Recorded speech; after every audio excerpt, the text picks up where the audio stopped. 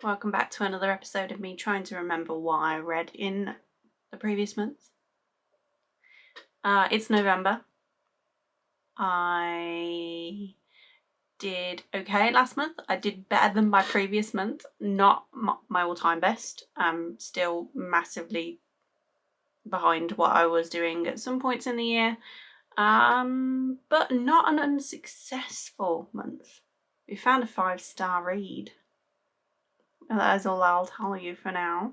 Of the 6 books I read 3 romance books, 1 horror, children's horror, 1 contemporary fiction, and 1 romantasy. I can tell you now, the contemporary fiction was the one that was the 5-star, but I will reveal more shortly. I started the month with, I don't know whether you want to call it just last night or last night. I feel like this book was really slow to get into.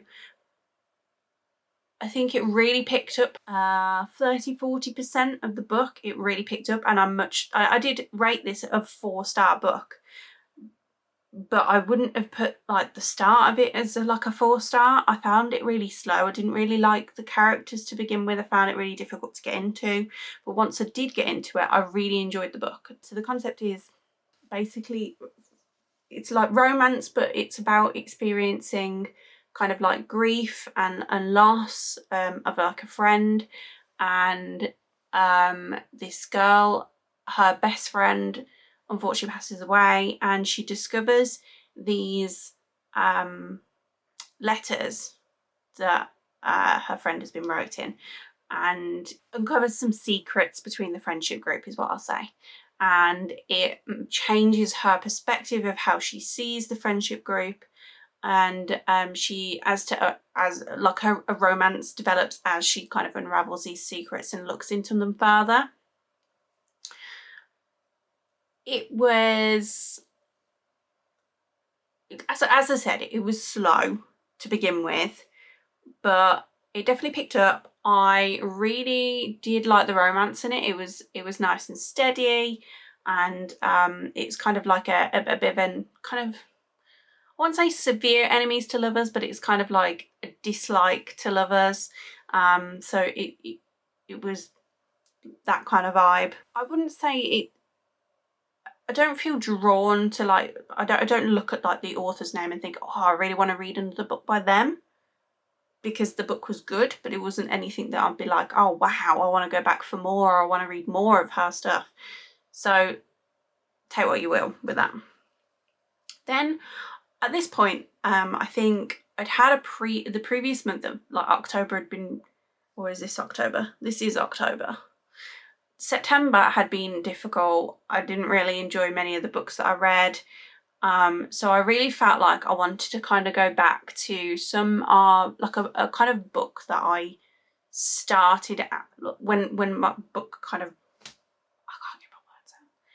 When I really got the bug for reading again, it started around kind of like sports romance, as it does with a lot of people at the moment.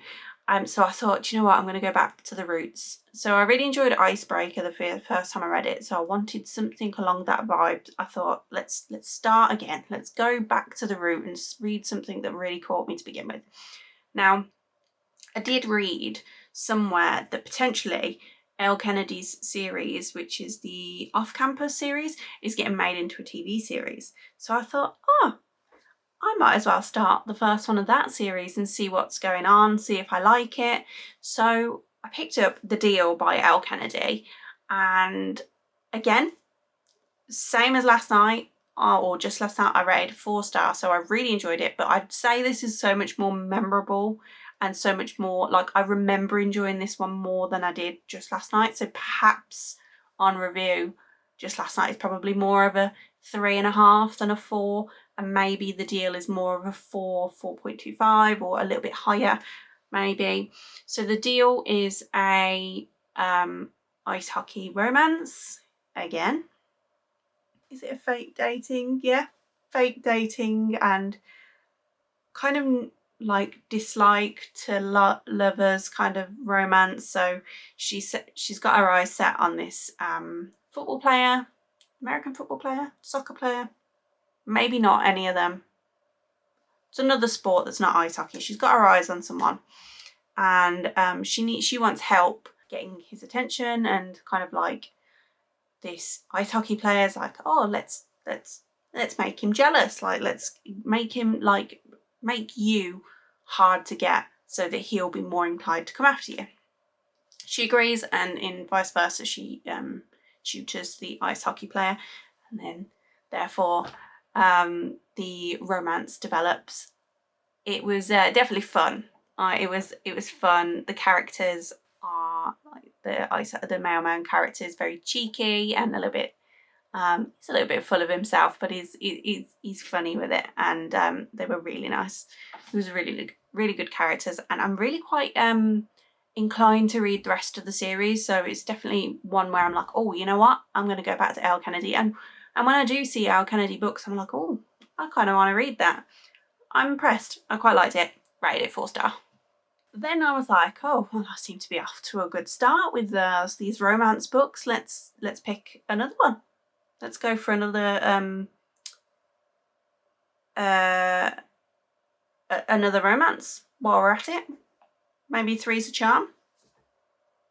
So I read The Match by Sarah Adams. Now, I have read a Sarah Adams book before. I've read The Cheat Sheet. I remember really enjoying it. I really liked the book. I've recommended it to a friend. So I had quite high hopes on this one. It was a cute concept. So our female main character is a dog trainer. She trains medical assistance dogs, and she has a medical condition herself. So she has her own dog. And she gets called in to help this young girl and match her up with a medical assistance dog. And her father is a single father who is relatively wealthy. She has a really bad family life, so she doesn't have a good relationship with her parents, who are quite wealthy, but she with her medical condition, she's living in a very difficult situation. Like, she's not got a lot of money but she has forced herself to leave the house because she wants her independence. And the dog has helped her give her this. So she's helping the male single father match up a dog with his daughter, and again, the romance blossoms. I liked the idea. It was okay. Did I really enjoy it that much? Well, I rated it 3 stars. I don't think it was that exciting. Like, I felt like more could have gone on between them. Yeah, it's just a little bit like there was just something missing. I don't know what it was. It was a really cute concept, and I had fun reading the book, don't get me wrong, and I didn't struggle to read it. I wouldn't put it out there as like, oh wow, I really loved that book. It was okay. It wasn't like The Cheat Sheet or anything like that. I wouldn't rate it as highly as I did The Cheat Sheet, but it was okay. It was cute. I love dogs. Of course, I've got 2 dogs myself, so it was always going to be a win for me, that one. At that point, I was like, okay, I am done with romance. Like, but was I? Was I done with romance? No. I was done with traditional standalone romance. I was like, I need something different. It's October, and I read romance. So I read a fantasy romance, a romantasy, if you will. So I have heard many good things about this. I have heard many good things, but also bad things about the sequel. So this book is a duology. It's a romantasy set in kind of like I think it's set in like early 1900s in a fantasy fictional world. I read Divine Rivals by Rebecca Ross. I loved this book. It was such my style of book. I am really disappointed to hear that like people don't really rate the second one, so I'm kind of like, oh, I'm not in a rush to read the second one because I don't want it to tarnish how I felt about Divine Rivals. Saying that, I rated it 4 stars. It would have been a high 4 stars. It wasn't 5, but it would have been like a 4.5 if Goodreads give me that option to do half stars. Can we have a petition to open up half stars with Goodreads? It would be so good to be able to do half stars, or maybe even quarter stars. I won't push it. Half stars is fine. But it's set in a world where, how do we explain this? The kind of, it's a world where magic is about, not in the traditional sense. There is 4 gods who I think don't get on with the human race as such, because they've like, or they create too much war, so the human race managed to kind of like banish them and like keep them at bay. So they managed to like come out of hiding or awaken or something, and they're going to war with one another again, and it's dragging the human race into this war. And female main character, she works in newspapers. She has not a great family life. Her brother is away with the war, but he is also missing. Like, she hasn't heard from him. She doesn't know if he's alive or dead. He isn't replying to her letters. She doesn't know where he is. She fears the worst. Her mother is not in a great state of mind in terms of like mentally. She's mentally unwell and suffering with addiction. She has this typewriter where she writes letters, and she used to tuck the letters under her wardrobe for her brother, thinking they were going to her brother. And then one day she realises the letters just disappeared, and her brother's not there, so he's not the one taking it. So these letters have been sent to an unknown, basically. They're disappearing and going into like some kind of void, and somebody replies to her, and she's ultimately falling in love with the person she's writing these letters to. But also there's obviously this war going on, and she needs to find her brother. So that's the concept. I loved it. It was such a good idea for a book, and I really enjoyed reading it. I felt like I was there when I was reading it. Like, it's so well written that I just felt like as I was reading, I was just getting absorbed into this world. I felt like I could see things in my imagination that was going on, and I could picture it really well. Especially for like a fantasy, that could be quite tough because of these monsters and gods and all that kind of stuff. Oh, it was so good. Really, really highly recommend. Enjoyed it. But I'm really sad that people aren't enjoying the second one. So I will give it a go, because maybe I'll enjoy it. Maybe I'll like it. We'll see. We'll have to see. I then went on to do you want to call it a horror? I went on to Caroline. I'm doing the one thing that everyone does in the books that upsets her, calling her Caroline. I read Coraline, which is a children's horror. Many people have probably watched the film. I have not watched the film, but I have now read the book. Rated this 3 stars. It feels a bit silly to rate a book that I wouldn't usually read, because it's not my kind of book. I'm not a horror reader, although I am trying to step into it and try it out a little bit more. And I'm not a children's books reader, so rating it 3 stars feels a little bit unfair, because I know I'm not going to be into those kind of books, so why would I rate them? It's like eating some food that you know you're not going to like and then slating the chef for it. I don't agree with it. So yes, I rated 3 stars. It's probably quite generous for me because I don't like the genre, but I wouldn't say it was a bad book, because 3 stars is not bad. It was creepy. not super scary. Obviously it's a children's book, it's not going to be super creepy, super scary, but it was creepy and eerie, and it definitely set a creepy kind of vibe. So Coraline is about this little girl, and there's this, she lives in an apartment with her parents. Her parents are quite boring, maybe would we say, and she's got in this room in her flat a door that goes to nowhere. You open the door and there's just a brick wall. Now, there's lots of weird things going on, and she knows this door does go somewhere.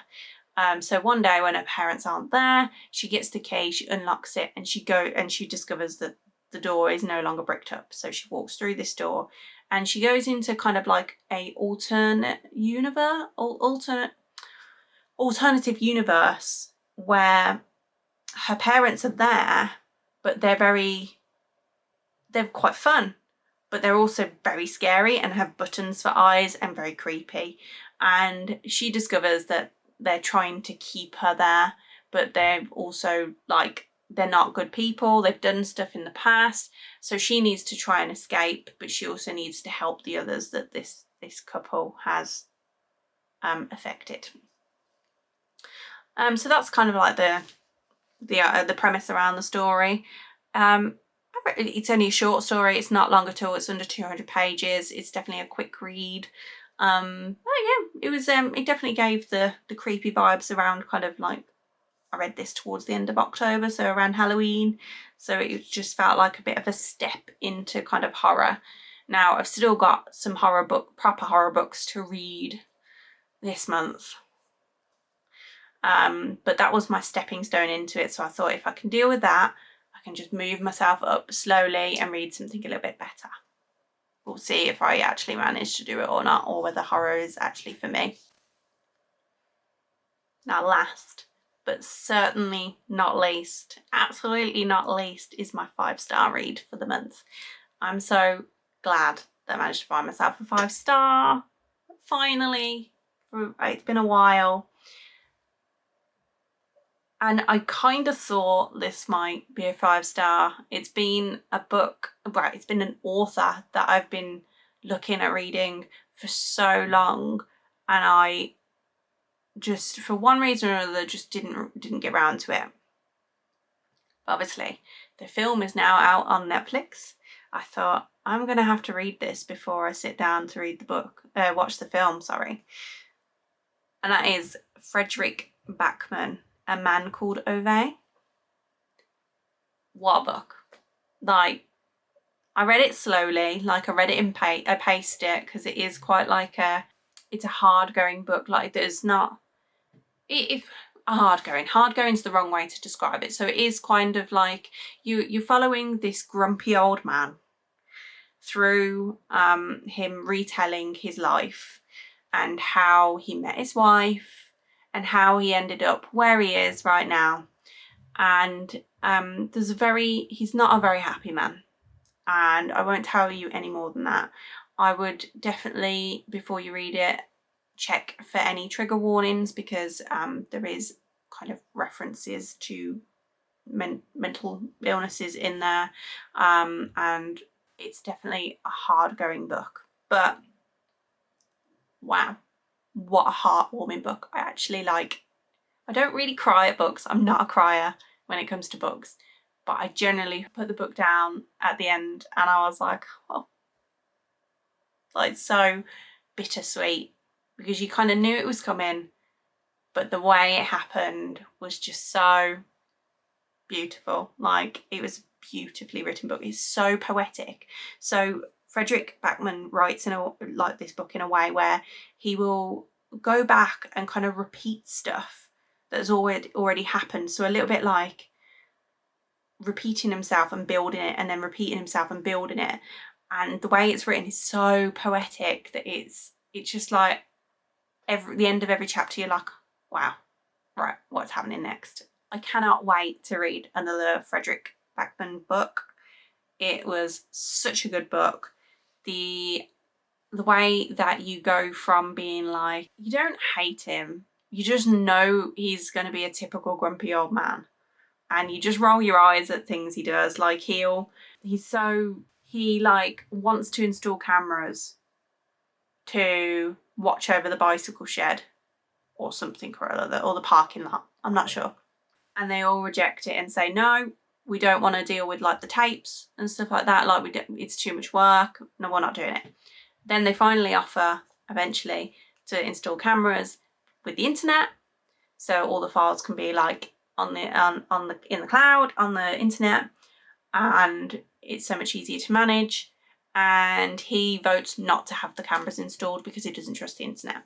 He's just very he's set in his ways. He doesn't realise the things he's saying can be like quite offensive, but he's doing it in a way that's like he's got his heart in the right place. He just comes across very grumpy and frustrated, and he just feels like he acts very hard done by, and he gets frustrated with all his neighbours and stuff like that. But at the end of the day, he does care too. He's such a caring man.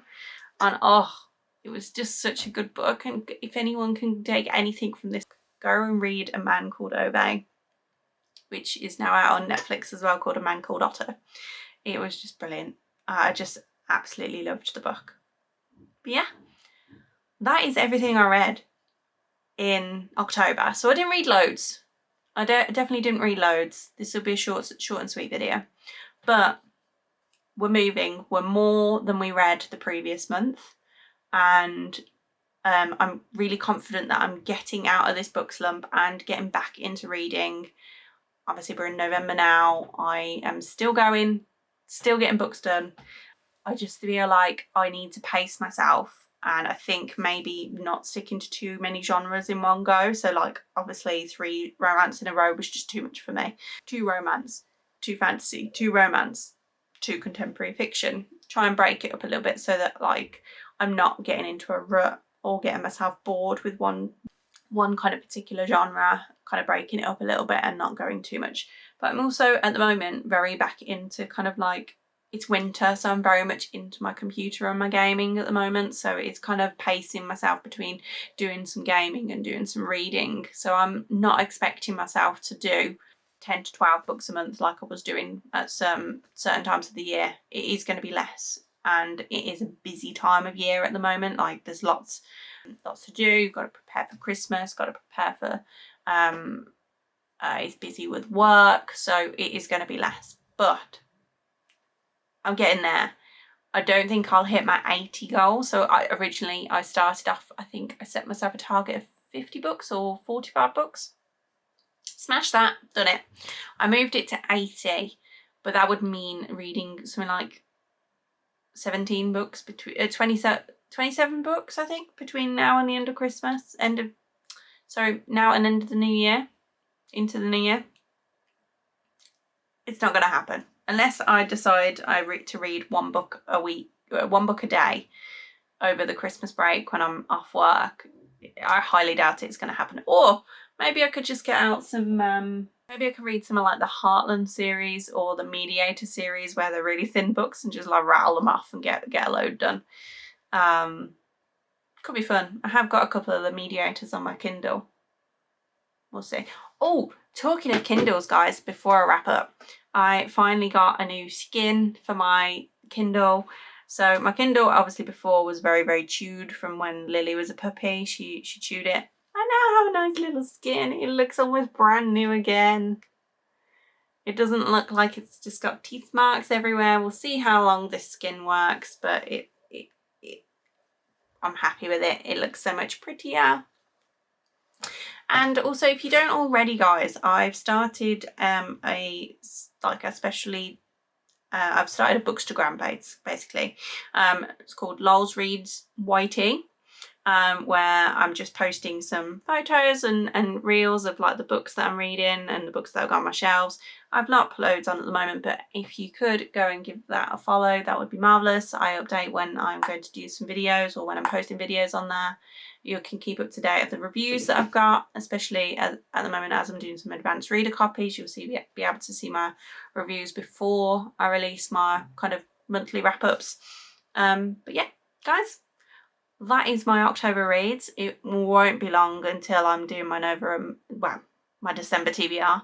I have some ideas. I bought one of the Laurie Gilmore books, so that's going to have to be on the Christmas TBR. But yeah, I don't know what, I would like to read a little bit more Christmas themed books, maybe some kind of like Hallmark style romance books. That would be quite cool on the lead up to Christmas. But yeah, we'll have to see what the jar tells us to do when it comes to picking the December TBR. But yeah, I'll see you then, guys. Thank you so much. Make sure you subscribe and like if you loved this video, and I'll see you again soon.